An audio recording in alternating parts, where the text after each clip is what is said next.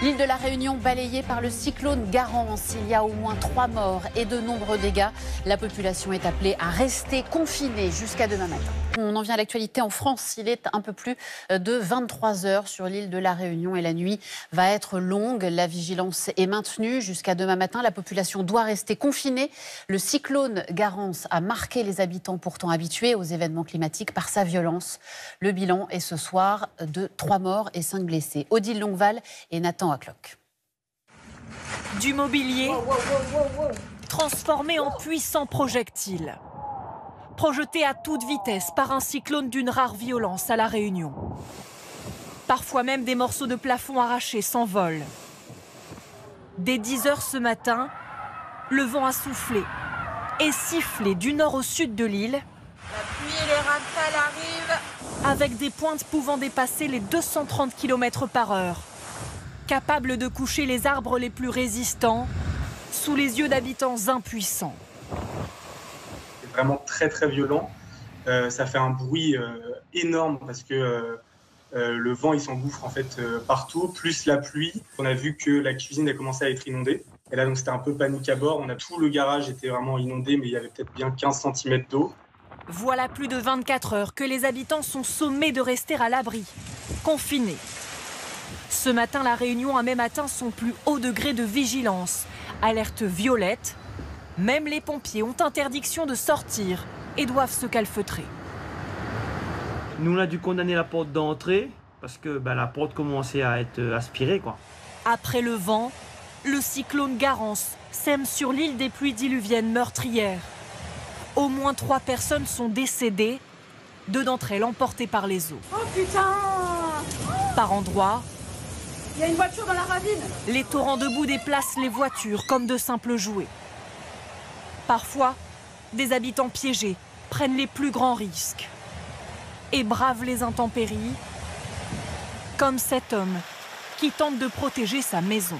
Il y a eu tellement de déchets qui ont été emportés par la flotte que ça bouge tous les avaloirs et que les égouts ne font plus leur rôle et nous on est inondés là-bas au bas. Ce soir, le département est toujours placé en alerte rouge, obligeant les habitants à rester confinés.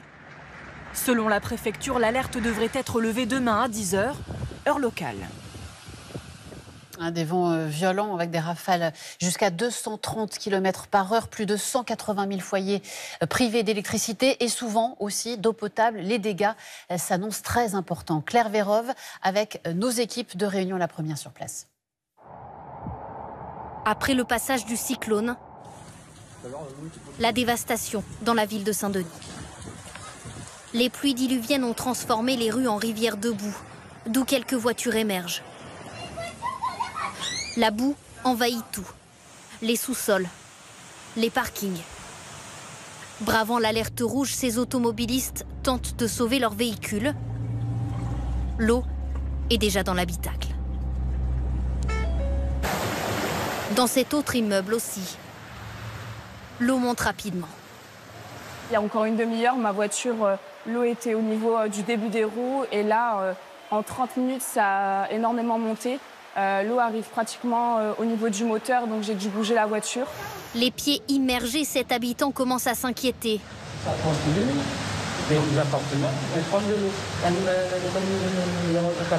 Pour l'heure, cette porte retient encore la crue.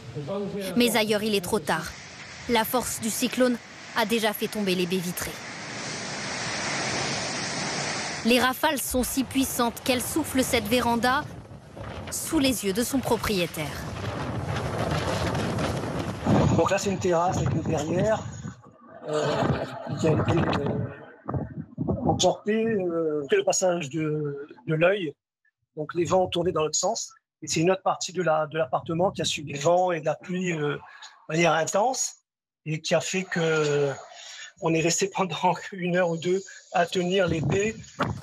Lui a pu rester dans son appartement. Mais ailleurs, le cyclone a été si violent qu'il a fait trembler ses maisons. Grosse frayeur pour la famille qui y vivait. Elle a dû évacuer en urgence. La cheminée, elle a fait un trou dans la cuisine, combien de portes. Et nous a été obligés de sauver.